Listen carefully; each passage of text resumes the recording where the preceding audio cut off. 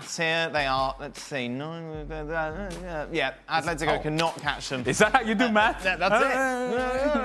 All right. Because head-to-head, of course. That is 8 titles now for Barcelona from the last 11 seasons. Lionel Messi, the first Barcelona player to ever win 10 La Liga titles. And it's interesting, in Ali, because you feel out of all of these league titles that Messi has won, maybe you could put an argument together this was where he was the most instrumental, considering the supporting cast was nowhere near the quality that he's had in the past. Well, and it was expected that the supporting cast was going to be better because Coutinho was supposed to be better. Dembele was supposed to be better, but the problem with Dembele hasn't been so much performances as much as the fact that he's been injured. And so then you start looking around. Luis Suarez wasn't nearly as good this year as he has been in years past. This was a lot about Lionel Messi, and it always is when he plays. But in this particular season, it was the best version of Lionel Messi and how dependent Barcelona was on his performances. No better example than today. The first half by Barcelona, pedestrian, predictable, a lot of slow movement with and without the ball. Messi comes in and the game changes. Of course you expect it to change. The thing is about Lionel Messi is that he makes things look so easy. Things that are complicated to do in tight spaces. The goal today, for example. He makes it look so easy that at times we just go, well, yeah, that's Messi, and we just move on with our lives. Yeah. And perhaps we don't quite appreciate how great of a talent this man is. You know, I don't really think it matters about the supporting cast. Yes, at times he's had the supporting cast with your Xavis and Iniestas. But I think this year, the competition hasn't been quite great. I don't think they've had a great cast either. But it just shows that it really doesn't matter who he's got around him. This is the one guy that, regardless of the other 10, you think whatever team he's in, he's going to win. And he's been doing it for, well, I mean, 10. Yeah. That's incredible. And those numbers are just incredible this season. I mean, it's absolutely scary. But what's going to happen is it's not until this guy retires that we really will understand how good he was, because Ali said it. You expect it now, and when you don't get it, on the odd occasion, we're complaining. Where was he? Oh, is this the end? I mean, all those silly things. Yeah. And then, of course, he steps on the field again and just shows us how great he is. And how easily, when he plays with Argentina, we forget what kind of player he is. And we say, well, where is this Messi? Where is the Barcelona Messi? And we're quick to jump and criticize Lionel Messi because the expectation is that he's just going to carry any team, as Stevie just said. He's a tremendous talent. And it's the fact that he makes the game look so very easy, and it's not easy. Believe me, players like myself did not make it look easy. This guy makes it look simple. Every touch seems to be where it needs to go.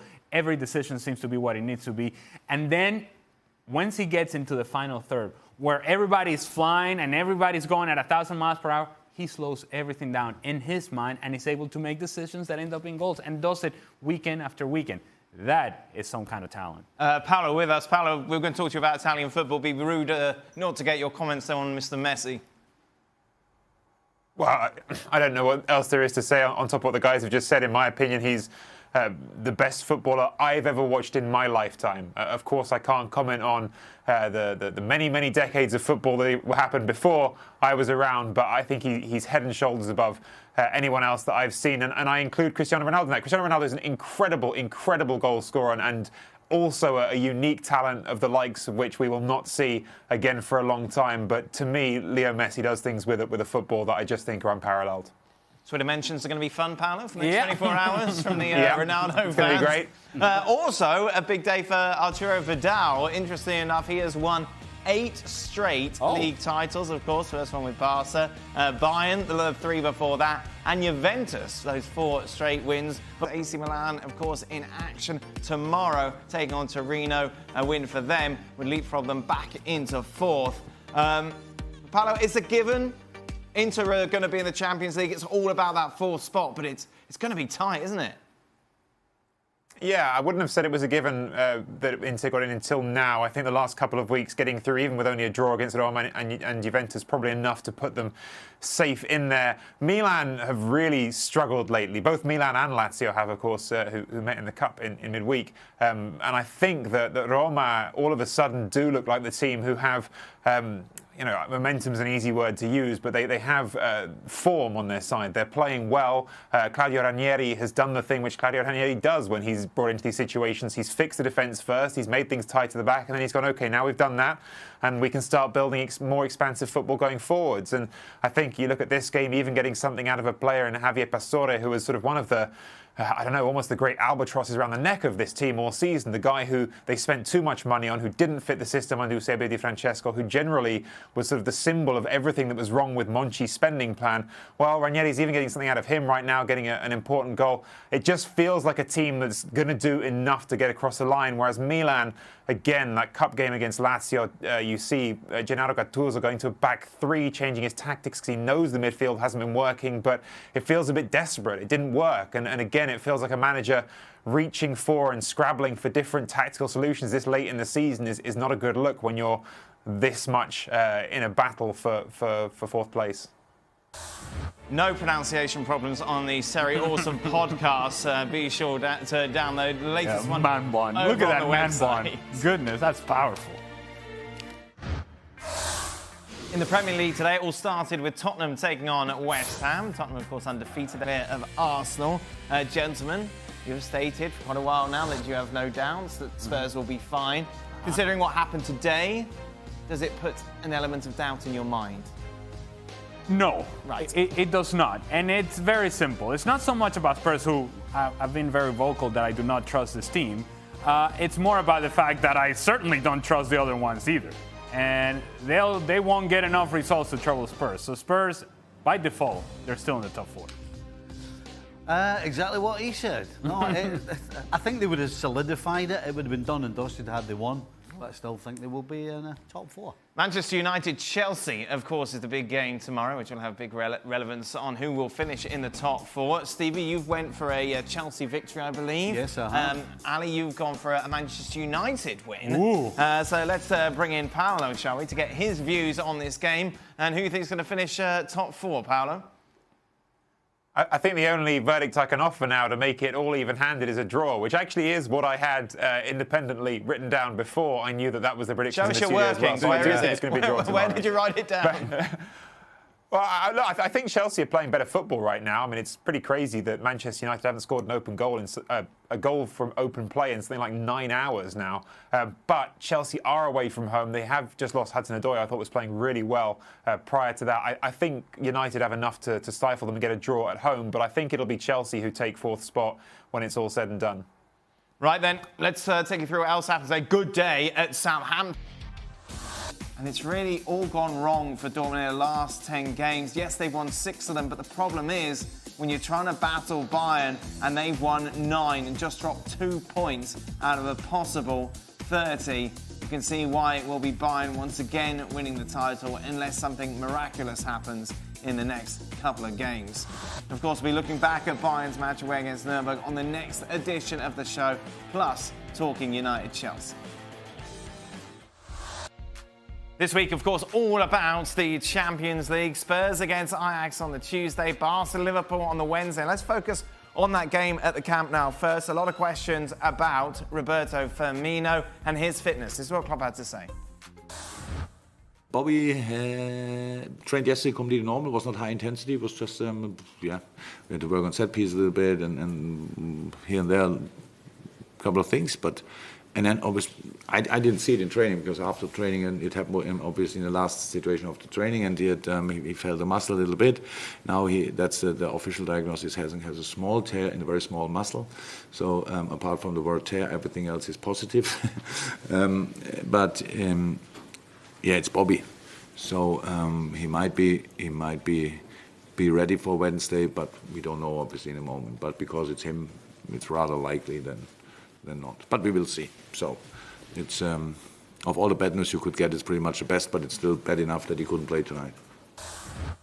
So Klopp trying to remain optimistic. Liverpool, of course, favourites. I'm sorry, Barcelona favourites to advance 7-10 on. Liverpool the outsiders 21-20. Stevie, you pulled a face when he was talking. That's not good. He didn't say a little fibre or, just a tweak. He said a tear.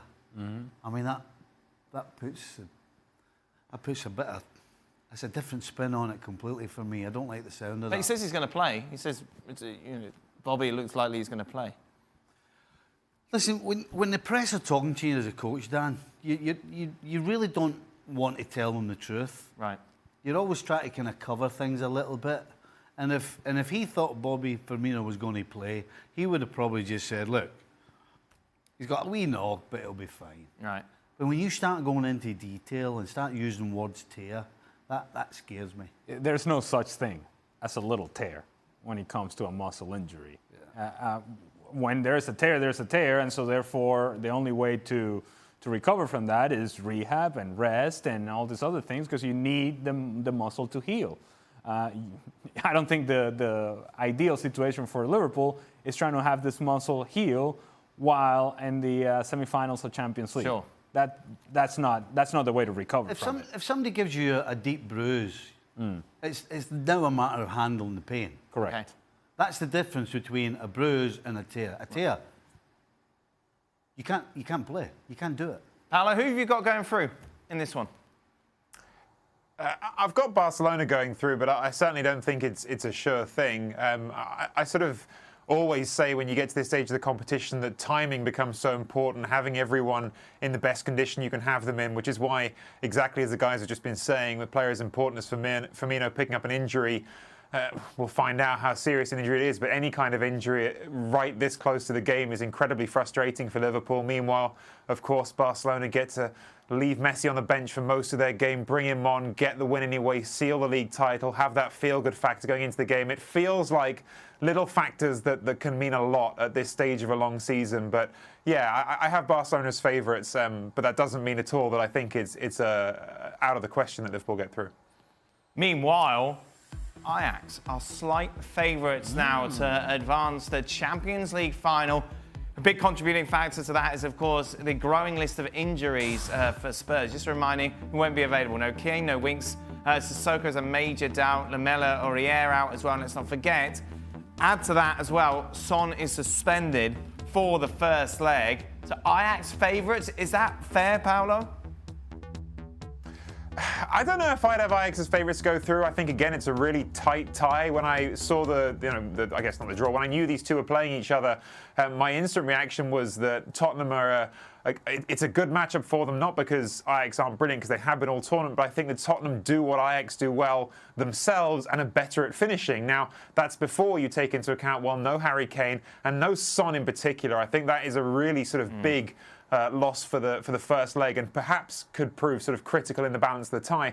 But that's my feeling on it in general, is that Tottenham, unlike Juventus, are very well sort of positioned to say, okay, you're going to come forward, throw a lot at us, try and exploit those spaces between midfield and attack. Well, we'll just do it right back at you, because we've got players in Eriksen, in Ali, who can occupy the same sorts of spaces and I guess counter you. But yes, if you're missing Song and you're missing Kane, that does take a lot out of the attack right away. I wonder if for Ajax, and Spurs for that matter, this matchup becomes a lot more complicated when they think of themselves as favorites. Right. It's all been very comfortable for both of them to be the underdog, to be the team that nobody's giving a chance to be the guys that are just, look, we're just going to give it our best and see what happens, right? Now there's an expectation, I think, for both clubs, that they have a real opportunity to make it to the final because of the draw that they have in front of them. Ajax, looking at Spurs, says, this team is beatable. And Spurs looking at Ajax will say, well, this team is beatable as well. Where does that take the game to Ajax, and where does that take the game to Spurs? Is the sort of feeling that now that we are considered to be favorites, now that we're considered to be a team that has a real opportunity to go to the final, does that change the way we approach it? And if we change it, does that take away the magic that we have up until this point? Isn't it weird, right? You look at the Barcelona-Liverpool game and you're talking about fantastic teams, who's going to win? This is so great. And then we're looking at the Champions League semi-final of Spurs and Ajax, and we're saying, who's going to bottle it first? Right. I mean, you talk about complete opposites, because that's what it feels like to me. Spurs, are they going to do a Spursy? Because they should be favourites against Ajax. And are Ajax going to bottle it because all of a sudden they seem to be favourites? Just a reminder, we always stay late to answer your tweets on Extra Time. You can check it out over on our YouTube channel. Just a reminder, Lazio against Atalanta for you in the Coppa Italia. That is on Wednesday, May the 15th, the final live on ESPN2. Lazio, of course, beating Milan midweek to make it to that final, but these are the scenes that have dominated some of the headlines. Lazio fans saluting Mussolini on the streets, and also during the game, fans brought with them bananas, chanting, "Bakayoko, these bananas are for you." Lazio released this statement saying, Lazio is distancing itself clearly from the behaviour and protests which do not in any way respect the values of sport supported and promoted by this club for 119 years. And the club rejects and contests the simplistic tendencies of certain media who consider the entire Lazio fan base as co-responsible for the acts of just a few isolated elements which are motivated by anything but a sporting passion. The club have always fought for respect of the legality and correctness of its fans' behaviour. Paolo with us. Paolo, how's all this gone down in Italy? It's been big news. It's been in front pages of all the papers, and there's been a certain amount of the same reaction you get every time there's instances of sort of, I guess, high-profile racist abuse in Italy, which is a lot of condemnation and very little tangible action. A great sense, to be fair, of people saying, well, what are we supposed to do? We don't know what to do, basically, holding their hands up and saying we don't know how to fix this problem.